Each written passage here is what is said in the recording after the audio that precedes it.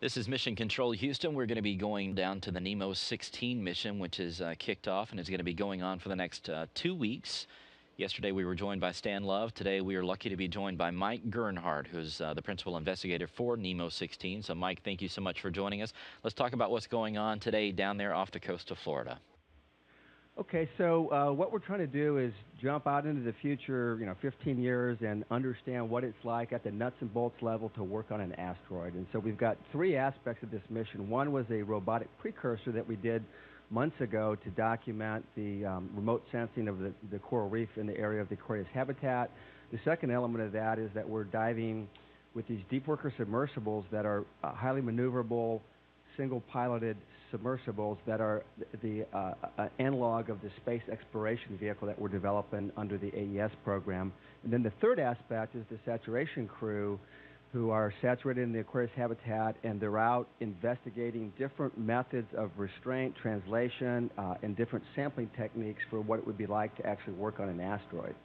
And today they're on day 2 of the EVA-only circuit. As we say, we've actually developed an underwater asteroid that's about 500 feet across, and there's all these different sampling sites that we're using consistently with different restraint and translation techniques. Let's talk about translation a little bit. You know, it sounds like something that would be so easy here on Earth, but anybody who has watched a space station spacewalk knows that, moving around and figuring out where to put your hands and your feet is, one of the biggest challenges of doing a spacewalk. So talk a little bit about how that's different. How is it more challenging on an asteroid, and what are you guys learning in terms of that? Yeah, great question. And I always say, like, asteroid is like the worst combination of lunar and microgravity. On space station, we have complete control over the translation paths. We have handholds. We have all these different restraints, foot restraints, body restraint tethers, and so forth. On an asteroid, we have none of that. And so we're investigating laying out translation lines that we would anchor at one point, probably fly the SCV across to another point where we could anchor that line. We're trying to understand how much stability we get out of these translation lines and what kinds of tasks we can do on them. The other thing we're looking at is this thing we invented that we call the lightweight boom. And picture this telescopic boom that we anchor at one end, and then you deploy it, and then you can anchor the other end, and then you can short tether yourself to it or use a body restraint tether and then reach down and do the sampling tasks. And then you can release the anchor at one end and sort of step the boom across the asteroid. Of course, we don't know if we really can anchor to asteroids of different characteristics. And so what we're assessing here is the benefit of these different techniques if we could anchor. And then the third thing that we're looking at with the crew today is use of jetpacks. And that looks good for certain tasks, but not for other tasks.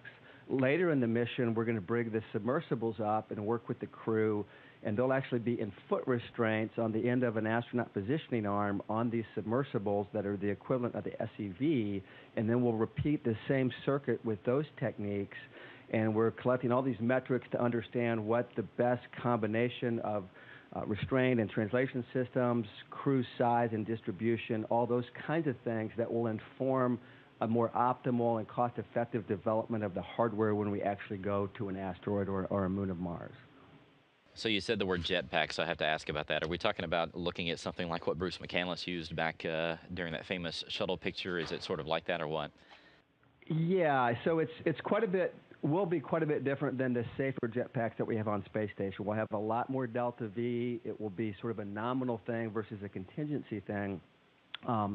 We're simulating that underwater with a thruster pack on the back of the crew members, and we're looking at it today as a jetpack only, and that's probably not totally realistic in the sense that if we didn't have a space exploration vehicle, you would have to go from the deep space hab, potentially a kilometer or so away, to the asteroid and back. And if we have to do that with a jetpack, it becomes something more than a jetpack. It becomes a device that you can do targeted burns and so forth. But what's looking promising from NEEMO 15 and the work we've done in our asteroid sim is the combination of this very capable jetpack and the space exploration vehicle where astronauts can be on a positioning arm or they can skirt off the vehicle with this jetpack and do some local reconnaissance, maybe pick up what we call a float sample, which is just a rock that's not attached to anything.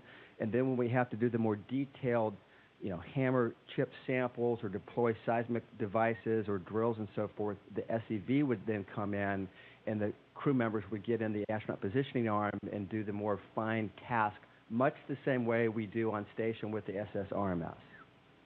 We talked to Stan yesterday about what it's like to work in the water and how closely that mimics what we would see in space. But I want to get your take on it too. What does the water teach us, and how what are sort of the pros and cons of doing it?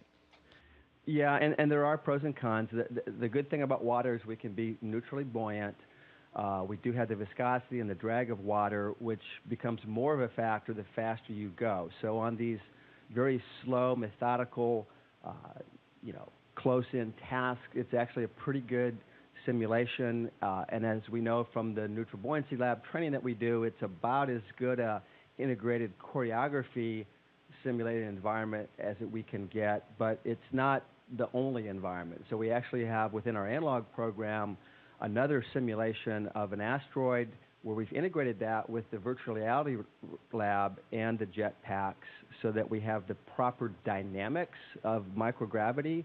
And so I always say that each analog is one chapter in the story of how we're going to work on an asteroid. And so we have to do all of these different analogs and then put those chapters together to have the story of the path forward to working on an asteroid. So what is ahead for the crew? I mean, this is early on in the NEEMO 16 mission. So what are they going to be doing for the rest of this week and next week, and what's ahead for them? So they're doing what we call the EVA-only circuit now, and they're evaluating, again, this standard set of tasks across this 500-foot, simulated asteroid under different techniques. So they'll be doing that through Friday. And then starting Friday, we bring the submersibles up, and we start doing the same circuit with the divers, saturation diver crew members on the submersibles in different combinations of working with just an astronaut positioning arm and one crew member outside. Another condition we call condition 6B is two astronauts on the submersible or space exploration vehicle. One is on the astronaut positioning arm, the other is on a jetpack. And then we have another variation where they can go on and off the arm and jetpacks and so forth. And again, we have very specific metrics by which we evaluate our performance and scientific results. And so then there'll be like 4 days of that. There's also some other life science habitability psychological experiments that we're doing inside the habitat. And of course, I failed to mention that all of this is being done with a 50-second each way time delay. And that's a big difference between anything we've done in space previously and what we're going to have to do on an asteroid. And by simulating that, we really get into the nuts and bolts of the best way to manage the operation, to assimilate the data, to do replans and so forth. And we're learning tons every day from that. So last question for you, Mike, as somebody who's been in space before, does it get you excited as we get closer and closer? I mean, every time you guys do one of these tests, it puts us that much closer to actually going and flying one of these missions in the future. So how do you feel doing something like that? Yeah, no, that's a great question, and it really is exciting because I think we're doing this thing right. We're, instead of writing requirements and building hardware for years and years and years, and then figuring out how we're going to operate at the nuts and bolts level, our great team is jumped out ahead, and we're trying to understand those operations early enough that we can inform the design of cost-effective hardware. And I'm very optimistic. I'm actually very pleased with what we're learning. If you go back 2.5 years, no one had the first clue of how humans were going to operate on an asteroid. Now we're talking specific tool designs and operational methods, and it does make it just that much realer. And then I also am optimistic that because of the work we're doing, when we go to develop this hardware, we can do it more cost effectively. And I think we need, as an agency, to learn how to do that because we have, essentially limited funds, and we need to go and do exploration with the funds that we have. And this is part of that whole process.